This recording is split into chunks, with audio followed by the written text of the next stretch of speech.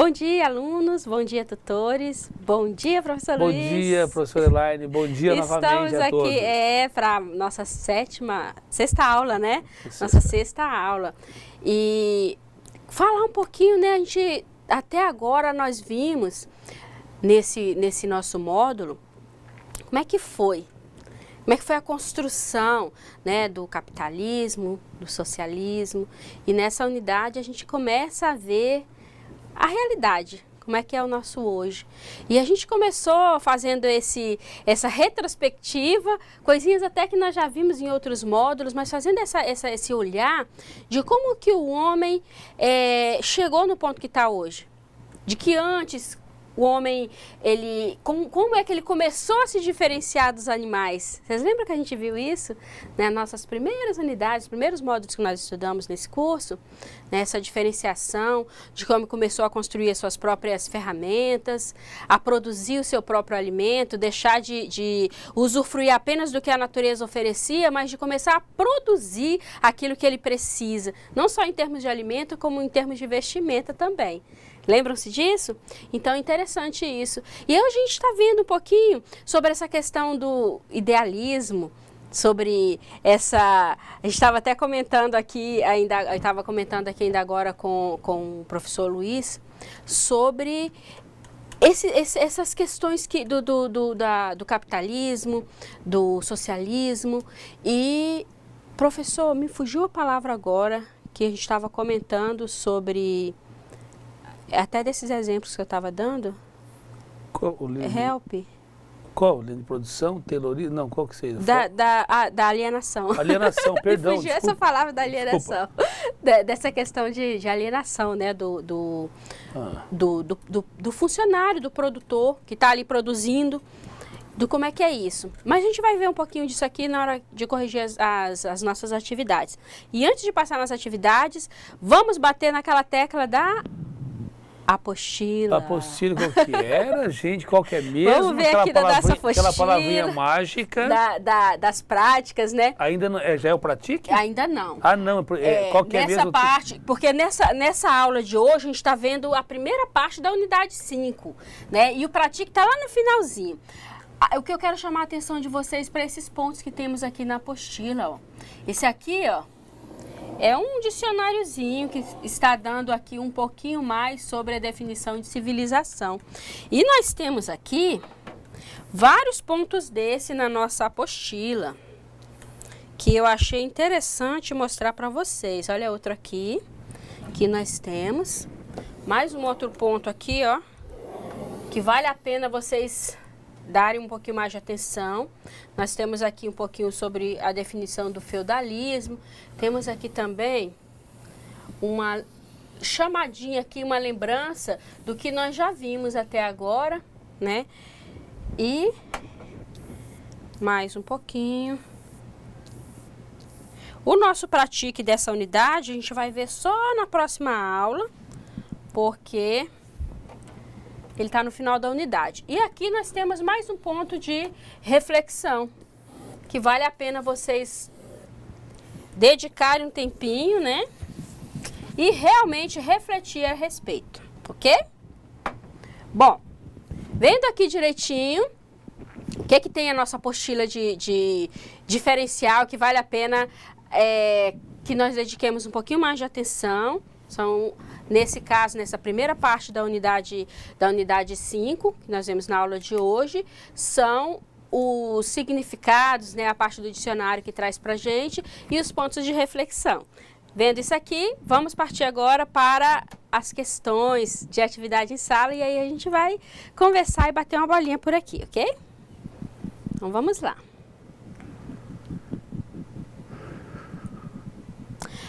A atividade de sala hoje, professor, está bem interessante, bem discursiva. Vamos lá ver aqui. Pessoal, e o professor está muito reflexivo ainda. Tá? Tem muita participação? Não, pelo contrário, estão reflexivos ainda. Estão refletindo ainda. Questão número 1. Qual a característica da produção de bens materiais no capitalismo? Nós temos aqui, professor, a professora deixou algumas respostas. Sim. Depois, no final, no final, dependendo, se der tempo, porque a nossa preferência é sempre mostrar, compartilhar as respostas de vocês, dos polos. Então, se no finalzinho, assim, sobrar algum espaço, aí a gente volta aqui nos slides para mostrar as respostas que a professora deixou, ok?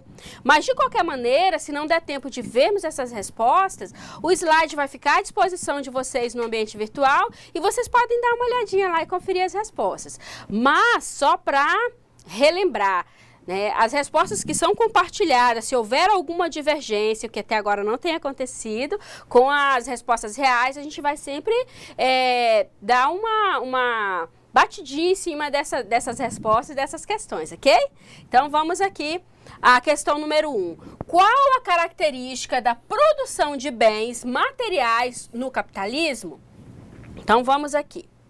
Aqui nós temos a professora deixou uma figura que fala sobre essa divisão do trabalho, que é a corporação simples, e aqui tem uma imagem que mostra um pouquinho dessa corporação simples, que onde tem várias pessoas exercendo a atividade, mas de forma completa. Cada uma dessas pessoas, no caso aqui, ela lava, enxuga e guarda as louças. Nesse exemplo aqui de divisão de trabalho que é apresentado, nós temos uma pessoa representando cada uma dessas atividades que foram vistas aqui, olha. Então, temos um indivíduo que vai apenas lavar, o outro que vai apenas enxugar e um outro indivíduo que vai apenas guardar, que é o que representa aqui as linhas de produção. Aqui na questão número 2, em sua opinião, o que é trabalho alienado? Essa é a palavrinha que me fugiu, professor. Sim. Que é o trabalho alienado? E aqui, olha, nós temos também, que a professora deixou fora a resposta, tá, gente? Um pouquinho sobre essa definição da palavra de alienação. Olha, a palavra alienação, ela tem várias definições. Cessão de bens, transferência de domínio de algo, perturbação mental, na qual se registra uma anulação da personalidade individual. Então, aqui é uma definição dessa palavra, mas ainda não é a resposta que foi pedida, tá? Aqui também temos essa outra figura, que fala também sobre a alienação, perda de consciência do trabalhador, que é dentro do contexto que nós estamos trabalhando, né? Os trabalhadores não reconhecem que os produtos produzidos por eles são resultados do seu trabalho. Por que isso? Porque, como nós vimos na outra figura, cada um só faz uma etapa do trabalho. Ele não produz, não participa de todas as etapas para até chegar no final da produção. Então, ele no caso, por exemplo, que nossa apostila apresenta, um exemplo muito interessante sobre a produção de sapatos, que fala sobre essa questão da alienação. Então, o artesão que antes produzia o sapato, ele fazia todas as etapas. Então, ele pegava a matéria-prima e ele ia trabalhando, ele cortava o couro, ele colava, ele pregava, e até entregar o sapato pronto. Na produção industrial, que é onde demonstra esse exemplo aqui de alienação, cada trabalhador, ele participa de uma única etapa nessa produção de sapatos.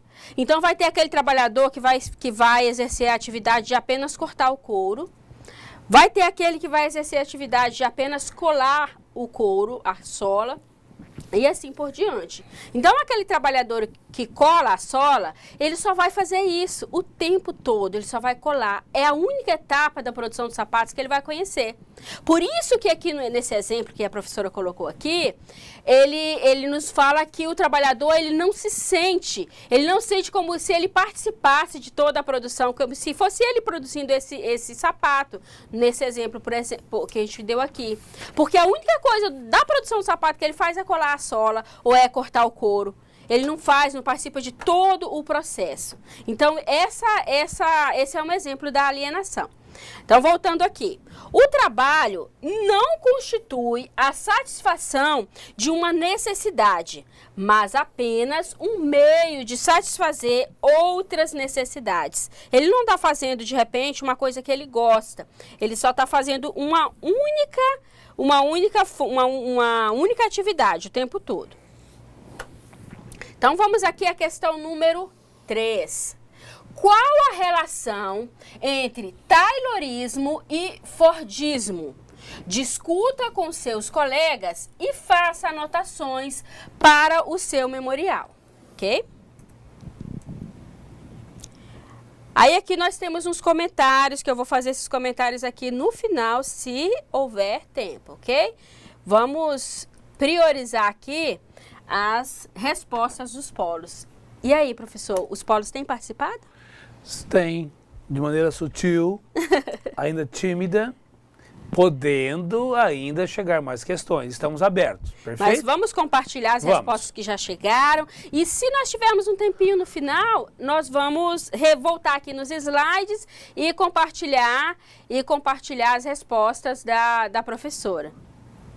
Professora, é o seguinte, você no início perguntando qual aluno que tinha dado aquele posicionamento referente àquela atitude de cada um. Foi o Paulo de Alta Floresta. O Paulo, né? O Paulo que ele falava que dependia muito do interesse de cada um.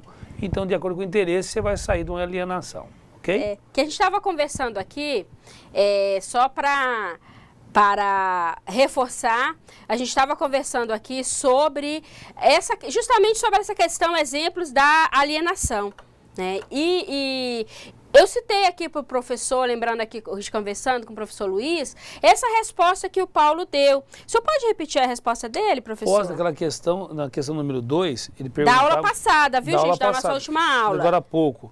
A questão número 2, em sua opinião, a escola só cumpre o papel ideológico de manter as coisas como estão, ou você acredita que ela pode contribuir para a formação de consciências libertadoras que fortaleçam a luta pela transformação social? Ou seja, sair da alienação, Exato. Né? E olha o que o Paulo respondeu. O Paulo respondeu o seguinte: a escola é um aparelho ideológico do Estado e os educandos são o segredo de futuramente poder obter sucesso. Mas isto depende do interesse e aptidão de cada um. E a escola, sim, contribuir para a formação e transformação social. Aí, de repente... O segredo do educador é a competência. Exato. De repente, vocês podem estar se perguntando, mas o que é que uma resposta da aula passada tem a ver com a nossa aula de hoje? Tem a ver, porque quando a gente começou a ver essa questão aqui da alienação, né? O que é essa alienação? E que a pessoa fica ali presa. Aí eu me lembrei dessa resposta do Paulo, mas fica presa enquanto quiser. Porque conforme o Paulo colocou ali, e colocou de forma muito sábia, né? Depende, gente, a transformação, a mudança está nas mãos de cada indivíduo. Perfeito. Não é isso, professor? Exatamente. Gente, olha, eu só queria, eu gosto muito de reforçar, quando eu vejo na resposta de um aluno, seja de que polo for, uma contribuição, né, para o nosso contexto atual, eu gosto de utilizar essa resposta porque é muito válido. E é muito legal essa contribuição que vocês mandam pra gente. Professor, vamos lá? Tem mais contribuições? Agora sim, entendeu? Isso aí é da aula passada. Dessa agora, quem começou? A Vilma de Espigão. Parabéns, Vilma. Na questão número 1, ela diz o seguinte: a produção de bens no sistema capitalista visa mais ao lucro do que à satisfação da necessidade da população. Exato. Na questão número 2, é quando, fala sobre a questão da alienação, em sua opinião, o que é trabalhador alienado? É quando o trabalhador fica preso para executar a sua atividade, fazendo movimentos repetitivos e constantes para atingir o objetivo de produção do empregador. Para atingir o objetivo de produção do empregador. Exato. Ou seja, não tem reflexão, não pensa para fazer. É um trabalho automático, né? Automático. Não tem uma reflexão em cima dele. E essa concepção, é claro que ela foi muito forte no começo vamos botar até os anos 80, você queria ter o máximo, mas com a lei, não a lei, com as aberturas para a inovação, viu-se que, gente, é uma questão estrutural, mas que muito das soluções, muito das inovações saíam do chão de fábrica. O próprio trabalhador, ele conhecedor do que ele fazia, ele contribuía para a mudança, a transformação do próprio produto, né? E para a melhoria. As funcionalidades, ou seja, todos participavam. O interessante E hoje disso... está muito evidente, isso está sendo muito usual. E o interessante, assim, que a gente não pode, quando a gente fala assim nesse olhar crítico, nessa visão crítica, e da necessidade que a própria visão crítica traz, né, e exige, de que a gente tenha esse olhar mais apurado e que a gente pare para refletir em vista de todas essas informações, esses conhecimentos que nós temos. Esse exemplo que o professor Luiz está dando aqui. Às vezes, de repente, a gente olha assim, quando a gente está estudando sobre o capitalismo, sobre o socialismo, sobre o feudalismo, e a gente olha assim e de repente para e pensa assim, poxa, só tem coisa ruim? Mas não só tem coisa ruim, não. Porque se a gente analisar, tem coisas boas também que acontecem. E é esse contexto que a gente precisa observar. O que tem de bom que precisa ser ressaltado e precisa ser repetido? O que tem de ruim que pode ser melhorado? Será que tudo é ruim? Não. Eu acredito que naquela ideia das duas faces da moeda. Tudo tem seu lado bom, tudo tem seu lado ruim. O que vale, gente, olha, a balança, o equilíbrio. A gente tem que buscar o equilíbrio. Né? E nessa questão do capitalismo, do socialismo, também a gente tem que buscar o equilíbrio. Né? Esse exemplo que o professor colocou aqui, de que os próprios operários, eles traziam soluções, né, para pequenos problemas que muitas vezes as fábricas estavam enfrentando. Né? Isso é uma coisa positiva. O importante que a gente vê é a nossa evolução para o contexto, no momento da história. Eu costumo dizer, um dia pesquisando, tá, professora? Pesquisando, professora. A pesquisa é boa. E sobre essa questão da inovação. Então, eu comecei a analisar, tipo, por ironia do destino. Então, eu comecei a comparar dois animais. Tem um animal que ele se adapta facilmente às mudanças do meio. E ele se camufla a ponto de sobrevivência, por questão de sobrevivência. Exato. Quem é esse? Camaleão. Camaleão. É um deles. Ele se adapta facilmente e você o confunde. Mas tem o outro que eu analisei assim, sobre uma questão que evoluiu, a lei de Darwin fala sobre a evolução das espécies, né? E tem a girafa, eu achei interessante a girafa. Quando eu fui um dia brincando sobre a questão do capitalismo, isso faz tempo assim, desculpa, mas eu brincava com o pessoal e falava, gente, você sabe por que a girafa tem o pescoço comprido? Porque, gente, a evolução das espécies. Girafa come broto de árvore. A árvore cresceu, ela cresceu o pescoço, porque ela queria continuar comendo o broto das árvores. E eu brincava com isso durante um bom tempo. Na minha pesquisa lá na frente do futuro, que foi agora recentemente, eu fui ver que o nome científico da girafa, gente, Camelopardalis. Sabia disso, professora? Não sabia. Camelopardalis. Falei, Camelopardalis. Ciência é ciência, gente. Não cabe a nós aqui agora contestar. Mas eu estou dizendo o que eu vi. Está lavrado isso e um cara falou que atribui-se que era o cruzamento de um camelo com um tigre. Falei, que isso? Mas Camelopardalis. Uma das correntes, né? E eu comecei a ver, peraí, se ela vem do camelo, o camelo vive onde? No deserto. Se o camelo é comum no deserto. Mas ali é o habitat dele. E a girafa? Nas savanas da África. Aonde foi tendo broto, ela foi procurando o broto. Então ela migrou. Então, gente, eu fui trazer essa questão para o capitalismo. Então vamos adaptar, se é a nossa aptidão, então vamos saber usar bem. Se eu quero comer o broto da árvore, é a parte mais macia dela. Exatamente. Então isso faz parte de uma transformação, do devir. Falando disso aí, eu me lembrei da pirâmide social. Olha aqui, olha onde fica o broto da árvore.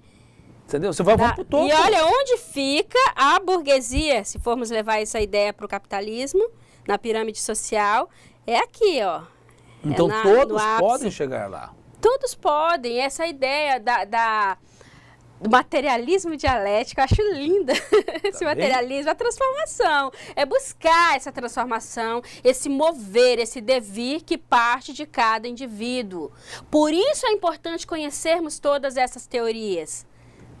Não é isso, Perfeito. professor? Vamos lá, Zona Norte, na questão número 2. Então vamos lá, o Paulo Zona Norte sempre traz umas indagações, uns questionamentos, umas reflexões muito interessantes. O povo alienado, na questão número 2, para eles, aqueles, ou são aqueles que conhecem somente aquela atividade específica, aquela atividade específica que realiza, e não tem conhecimento de outras funções dentro da empresa, pois ele foi designado a exercer apenas uma função. Exato. Isso não dá abertura para ele progredir. Alta Floresta, na questão número 2, o Aguinaldo e Valdeir, é um escravo da modernidade. Quem sabe o real valor do seu trabalho até conhece alguns dos seus direitos, mas o comodismo prevalece. Olha aí, alienado, volto a bater de novo naquela resposta que o Paulo nos enviou. Peraí, que depende de cada um. Deixa eu corrigir. Vai lá. Eu fui preocupado lá na frente, lá. Paulo, Aguinaldo e Valdeir, deixa eu falar direitinho aqui. Ele é um escravo da modernidade. É quem não sabe o real valor do seu trabalho. Até conhece alguns dos seus direitos, mas o comodismo prevalece. Olha isso, dá interpretação no texto, né? Por favor, olha que coisa linda, né? A interpretação para dar sentido, Exato. porque eu estava... E reforça, né, o que o Paulo já tinha nos mandado para a gente, né, contribuído, de que depende de cada indivíduo que essa transformação aconteça. Lá, vamos para o Buritis agora, questão número 2, a Francisca, Germínia, a Noemi e Luciene, que maravilha. Que legal que tem gente nova participando. Entendemos que o trabalhador alienado são aqueles que não percebem a dimensão das oportunidades ao seu redor e ficam à mercê de um trabalho, empresa e função sem ver outras opções de trabalho, ou seja, sem ter a criatividade, sem ver outras opções de trabalho e ficam sem perspectivas de avançar, mudar e pior, não conseguem ter criatividade além daquilo que é habitual do seu dia a dia. Gente, e olha, além disto, defende seu trabalho, olha só, e além disso, defende o seu trabalho como se não existisse outras oportunidades. Gente, não ousa mudar e tem medo em excesso adquirido pelo mercado dos dominantes. Olha... Que isso não, gente, que olha maravilha. Só, eu tiro meu chapéu para você. Gente, foi tremenda essa resposta. Repete o nome das alunas, por favor. Francisca, a Germínia, a Noemi e Luciene. Parabéns pela... Gente, olha, tô sem palavras, foi perfeito, é isso. Muito obrigada por compartilhar conosco esse pensamento de vocês. Parabéns. Entendemos que, vou repetir, entendemos que o trabalhador alienado são aqueles que não percebem a dimensão das oportunidades ao seu redor e ficam à mercê de um trabalho, empresa e função sem ver outras opções de trabalho. E ficam sem perspectiva de avançar, mudar. E pior, não conseguem ter criatividade além daquilo que é habitual no seu dia a dia. Gente, perfeito. E além disso, defende o seu trabalho como se não existisse outras oportunidades. Não ousa mudar e tem medo em excesso adquirido pelo mercado dos dominantes. Muito bom, meninas. Olha, parabéns, parabéns e parabéns pela resposta. Muito bom. Ouro Preto, na questão ainda fala sobre ser alienado, é não lutar pelos ideais e se submeter a qualquer coisa. A mídia, o governo são grandes agentes de alienação. Trabalho alienado é quando o trabalhador não executa de forma feliz sua ação. Parabéns, Ouro Preto do Oeste, pela resposta. Muito bom, é isso mesmo. Em Espigão, o Paulo, na questão número 3, diz o seguinte, questão número 3 sobre o taylorismo e o fordismo, né? Ele fala, Taylor defendia a controlação do tempo para o trabalhador realizar suas atividades, suas tarefas. Ouro Preto, voltando ainda ao Ouro Preto, ele diz assim, ser alienado é... já repeti. E Espigão, o Jorge na questão número 1. A questão número 1, então, é produção de bens. Produção de bens que se apoia na propriedade privada e na exploração do trabalho assalariado. Na questão número 2, é a colocação do homem trabalhador para proprietários de fábricas na produção de bens, trabalho forçado e desumano, dando só para a sobrevivência. Muito bom. Gente, esse pessoal é fora de série, hein? Né? Muito fora de série. Eu fico assim, irradiante, porque, igual eu estive conversando com o professor Luiz, a gente vê nesses momentos de interação, é uma oportunidade que nós temos de acompanhar o crescimento intelectual de vocês. Isso é muito válido, Deixa eu completar aqui com o Jorge, ainda na questão agora, ainda falando sobre, ele falou do Fordismo, né? Agora vamos ver do Taylorismo. Taylorismo pregava o objetivo maior, era garantir ao mesmo tempo o máximo da propriedade ao patrão e ao empregado. Fordismo era a diminuição do tempo de fabricação, repetição de tarefas e a padronização da atividade humana. Ok, muito bom. Ok? Professora, acho que estamos livres porque o pessoal... Então dá pra gente nós compartilhar aqui a resposta das questões que a professora deixou pra gente. Nessa questão da produção, eu tenho uma posição, professora. Da produção eu tenho uma posição. Tem um lado bom e um lado ruim. Ford, quando ele entendeu essa questão da produção em série, ele viu, porque até então ele só tinha mecânicos para produzir carros. Então todo mundo tinha que ser mecânico. Claro, estimulava o desenvolvimento para que todos fossem mecânicos. Mas ele percebeu, não era, também não tinha oportunidade de trabalho. E ele percebeu que, me parece, não sei se é um adágio ou é só contextualização, mas ele pegou a ideia de um frigorífico. Que o frigorífico nem todos precisavam ser açougueiro para fazer os cortes. O boi passava e ele ia fazendo, as pessoas iam fazendo os cortes, naqueles pedaços específicos, saíam os cortes caracterizados, né? A linha de produção, A linha de produção. Então o boi passava e ele ia tirando por partes. E ele, esse conceito, levou para a linha de produção. Que falou, não, vamos treinar as pessoas para fazer partes do carro. E hoje você conseguiu levar esse desenvolvimento. Agora, o detalhe é que se você pode, aí vem os tempos modernos de Charlie Chaplin, que ele vem toda aquela questão analisando da pessoa que ele ficava todo preso nas atividades sem pensar. Então, tudo nós chegamos hoje para tudo bem, eu tenho que ter uma produtividade, mas ao mesmo tempo eu não posso ser alienado. E o mundo moderno hoje, com todas as situações, você vê com os combates sobre a questão do trabalho escravo, combatendo quanto a mídia foi severa com algumas marcas, olha, então campanhas, vê redes sociais. Exatamente. Então, porque hoje é difundido realmente um desenvolvimento social e um desenvolvimento humano. E a gente vê também a realidade do Japão, que foi citado como exemplo, sim, né? É uma superpotência. Então, é aquela questão que eu estava falando no início da nossa aula hoje. Tudo é como se fosse uma moeda. Tem o seu lado bom e tem o seu lado ruim.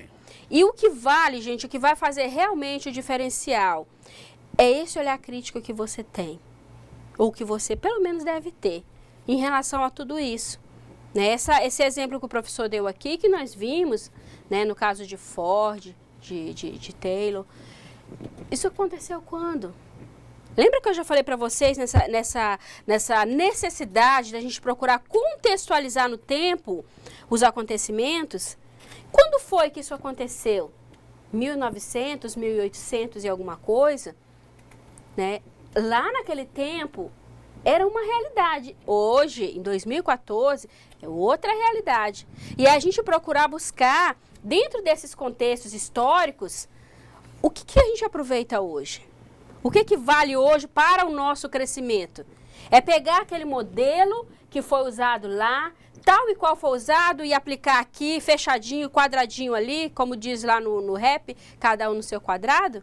Não é assim, não. Essa visão crítica é a capacidade que nós temos de observar os exemplos, os contextos históricos e tentar aplicá-los para atingir atender a nossa necessidade atual. Fala, professor. Falo. E o seguinte, sabendo que nós somos educadores. Exato. Então nós estamos passando por essa reflexão, porque se uma pessoa normal, por ver tanto assim, de analisar a teoria do marxismo. Eu criei alguma resistência no começo, eu não queria ver porque eu achava que quem vinha defender o marxismo era um grupo que por trás do marxismo eram rebeldes. E você não discutia uma proposta.